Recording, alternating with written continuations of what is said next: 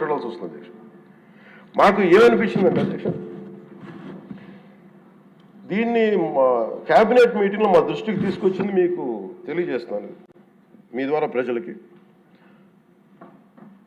CBI నేతృత్వంలోని ఈ special investigation team ఆ నెయ్యి తయారీకి 1 లీటర్ పాలు కూడా వినియోగించలేదని చెప్పి చాలా ఖచ్చితంగా తేల్చింది. ఆ పామాయిల్లో రసాయనాలు కలిపి తయారు చేసినట్టు చెప్పింది.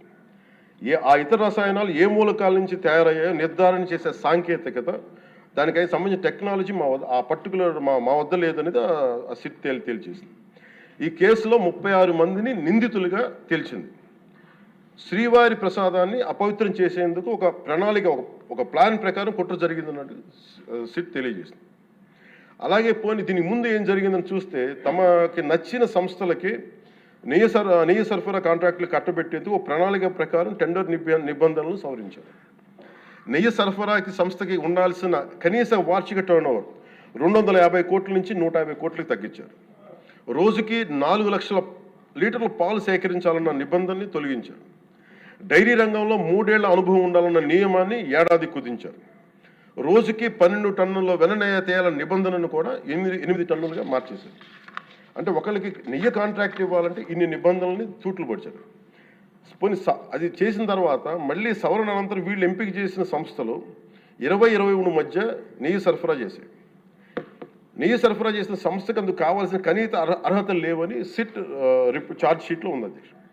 వీరు నెయ్యి సరఫరాకి ఎంచుకున్న సంస్థలు బోలేబాబా అని కానీ దానికి అనుబంధ సంస్థలు మాల్గంగా, వైష్ణవి డైరీలు 1 లీటర్ కూడా నెయ్యిని పాల నుంచి తయారు చేయాలని స్పష్టంగా చెప్పారు.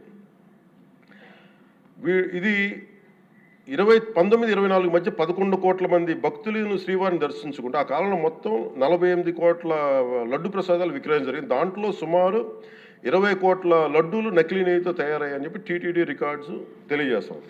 ఆ 11 కోట్ల మందికి రసాయనాలతో నిండిన మన లడ్డూలు పంపించారు. అలాగే ఇందులో 1,00,000 లడ్డూలు కూడా అయోధ్య రామ మందిర ప్రారంభోత్సవానికి పంపిణీ చేశారు.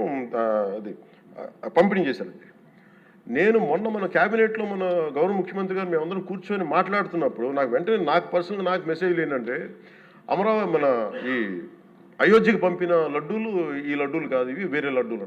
అలా ఎలా తేడా చెప్తారు వీళ్ళు?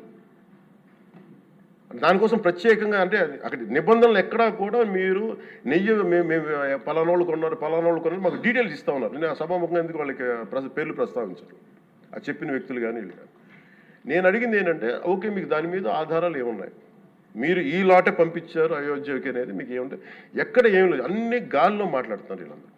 ఇప్పుడు ప్రత్యేకించి మేము అడుగుతుంది ఏంటంటే, దీనికి సంబంధించి కంప్లీట్ పాలక మండలి బోర్డు, టీటీడీ పాలక మండలి board, they have to take responsibility. వాళ్ళని గత ప్రభుత్వాన్ని నడిపిన ముఖ్యుడైన వ్యక్తి వాళ్ళని వెనకేసుకొస్తున్నారంటే అందులో కూడా మీకు కూడా బాధ్యత తీసుకోవాల్సి వస్తుంది. అందుకని సభాముఖంగా మేము అందరికీ ఏం చెప్తున్నామంటే, let the law take its own course. ఎవరైతే దోషులు ఉన్నారో వాళ్ళకి శిక్ష పడాల్సిందే. మా ఉద్దేశం ఒకటే అధ్యక్ష, ప్రాబ్లం ఎక్కడ ఉంది అంటే ఇందులో మనందరం కూడా ఇందాక మన గౌరవ సభ్యులు మాట్లాడతా, నెల్లూరుకు సంబంధించి సోమిరెడ్డి గారు మాట్లాడతా, దర్గా కానీ మన కసుమూరు దర్గా గురించి వీటన్నిటి మాట్లాడుతూ ఉంటే, బేసిక్గా నేను కూడా నెల్లూరులో పెరిగాను కాబట్టి నేను అర్థం చేసుకోగలను. అది ఎక్కడా కూడా వేరే మతాలను కించపరచడం అనేది తెలియదు అది ఈ దేశం. అందుకే ఈ దేశం ఇలా ఉండేది కాదు. అలాంటి దేశం సాంప్రదాయాలని వీళ్ళు కూర్చోబెట్టి, కల్తీ జరిగిందంటే వెరీ సింపుల్గా ఏం చేయాలి, అడల్ట్రేషన్ జరిగింది, మేము కూర్చోబెట్టి దీన్ని కరెక్ట్ చేసుకుని మీరు కరెక్ట్ చేయండి, మేము మీకు మద్దతు ఇస్తాం, ఇంతే చెప్పాలి అధ్యక్ష. అంతేగాని దాన్ని వెనకేసుకు వస్తున్నారు అంటే, ఒకటి క్లియర్ కట్ రిపోర్ట్ ఉంది అందులో నెయ్యి లేదనేది, అందులో రసాయనాలు ఉన్నాయని ఇది క్లియర్ కట్ చెప్పింది. ఈ రసాయనాల్లో ఏమున్నాయి అనేది అది పెరుమాళకి ఎరగదు, ఆయనే కూర్చొని చేయాలండి. ఒక రిపోర్ట్ ఏమో మాకు ఎన్డీడీబీ రిపోర్ట్ ఏమో దాంట్లో ఖచ్చితంగా ఈ జంతువు సంబంధించిన అవశేషాలు ఉన్నాయి అనేది చాలా స్పష్టంగా చెప్పారు. అది ప్రాపర్ ఆథరైజ్డ్ బోర్డు. ఇప్పుడు వీళ్ళేమో కూర్చొని అది కూడా మాట్లాడలేదు. Very clear cut as on today special మన సిబిఐ ఇచ్చిన మన ఛార్జ్ షీట్ ప్రకారం ఆ నెయ్యి కాదు, ఇది పామాయిల్తో పాటు రసాయనాలు కలిపింది. దీన్ని కూర్చోబెట్టి వాళ్ళు ఇంత మాట్లాడుతున్నారంటే ఇది ఖచ్చితంగా ప్రజల మధ్యకి వెళ్ళాలి. దీని నుంచి లబ్ధి పొందేది ఏం లేదు ఇక్కడ. కానీ ఇది ఏంటంటే ఇది ధర్మానికి సంబంధించిన విషయం అధ్యక్ష. ఇదే ఇష్యూ కనుక, ఇదే సమస్య కనుక ఏ ఒక్క మతానికి జరుగుంటే, హిందూ ధర్మానికి కాకుండా, వెంకటేశ్వర స్వామి వారికి కాకుండా ఇంక ఎవరికి జరిగినా కానీ ఈ దేశం గగ్గులైపోయింది. ప్రపంచం అంతా గగ్గులు పెట్టేసేవాడు. సమస్య ఏముందంటే ఇది ప్రతి ఒక్క హిందూ కూడా ఆలోచించాల్సింది. ఎందుకంటే ప్రతి హిందూకి బై నేచర్ మా ఇంట్లో కానీ ఎవరు ఇందాక మన సోమిరెడ్డి గారు చెప్పినట్టుగా మీరు దర్గాకి ఏదంతా చూస్తే మేము దర్గాలు కదా చిన్నప్పుడు మేము స్కూల్లో ఉన్నప్పుడు రొట్టెలు పండుగ దర్గా మెట్లు వెళ్ళి మేము కూర్చోబెట్టి అక్కడ ఇర్రెస్పెక్ట్ హిందూస్ ఇది ముస్లిం ఫెయిత్ అనుకోకుండా వెళ్ళి కూర్చోబెట్టి అందరూ గౌరవించి దాన్ని ఈ రోజుకి వెళ్తారు హిందువులందరూ. సో ఈ దేశ మూల సంస్కృతి మన ఇస్లాంని గౌరవించేది, క్రిస్టియానిటీని గౌరవించేది, సకల మతాల్ని గౌరవించేది. అలాంటిది హిందూ ధర్మానికి సంబంధించిన 7 కొండల వాడు కలియుగ వెంకటేశ్వరుడు. కలియుగ వెంకటేశ్వరుడు దైవం అనడానికి చాలా క్లియర్ కట్గా ఉంది అది. ఎందుకంటే కలియుగంలో జరిగింది ఆయనే దీనికి ఆధార పురుషుడు, ఆయన మూల పురుషుడు. అలాంటి ఆయనకి పెట్టే ప్రసాదానికి ఇంత అపవిత్రం చేసిన తర్వాత వీళ్ళు ఏమి కూర్చొని దాన్ని తప్పు లేకుండా లేదన్నట్టుగా మాట్లాడుతుంటే వీళ్ళకి నాకు ఏం మాట్లాడాలో తెలియదు. దీనికి ఒక్కటి కూడా ప్రజలకు తెలియజేయాల్సింది ఏంటంటే అదేశ ఇదే వేరే ఇస్లాంకి జరిగిన, క్రిస్టియానిటీకి జరిగిన, జీసస్ క్రైస్ట్కి జరిగిన, మహమ్మద్ ప్రవక్తకి జరిగిన, అల్లాకి జరిగిన ఇలా ఉండేది కదా అధ్యక్ష. వాళ్ళు ఆ రోజు మన కౌన్సిల్లో కూడా అలా పటాలు తీసుకొచ్చేవాళ్ళు వేరే ఏ దేవత అయితే.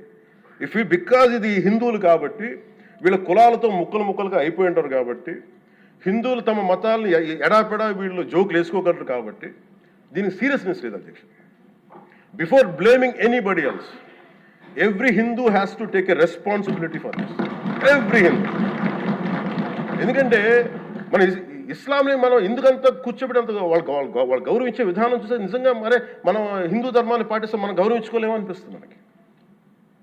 అది మిగతా మతాలను చూసి నేర్చుకోవాలి అధ్యక్ష. వీళ్ళకి ఏముంది, వీళ్ళు ఇంత మాట్లాడుతున్నారు తిరుపతి లడ్డు మీద. నిజంగా వీళ్ళు కనుక మాట్లాడితే అదే వేరే మతం గురించి ఎందుకు మాట్లాడరంటే ఓట్లు పోతాయి అధ్యక్ష. హిందువుల ఓట్లు చాలా ఈజీగా ముక్కలు కులాలను చేసి పెట్టేసి పోతాయి. ఆ వెంకటేశ్వరం కాబట్టి శివుడు ఉంటాడు, శివుడు కాబట్టి అమ్మవారు ఉంటాడు. ఈజీ అలాగే ఈ నైజం జనాల్లో మారినంత కాలం ఇలాంటివి జరుగుతూనే ఉంటుంది అధ్యక్ష. వీళ్ళు ఇలాగే మాట్లాడుతూనే ఉంటారు. ఇది లోపల నుంచి మనందరం కదలాలి. ఇర్రెస్పెక్ట్ ఆఫ్ పార్టీస్. నేను వైసీపీలో ఇప్పుడు రాని వైసీపీ నాయకులు కూడా అడుగుతున్నాను, వాళ్ళ పద్ధతిదారులు కూడా చెప్తున్నాను ఈ సభాముఖం. మీరు ఎవరన్నా సరే రేపొద్దున్న నుంచి మీరు వెళ్ళి తిరుమలలో వెంకటేశ్వర స్వామిని దర్శించుకున్నప్పుడు ఆ నిలువెత్తు స్వామి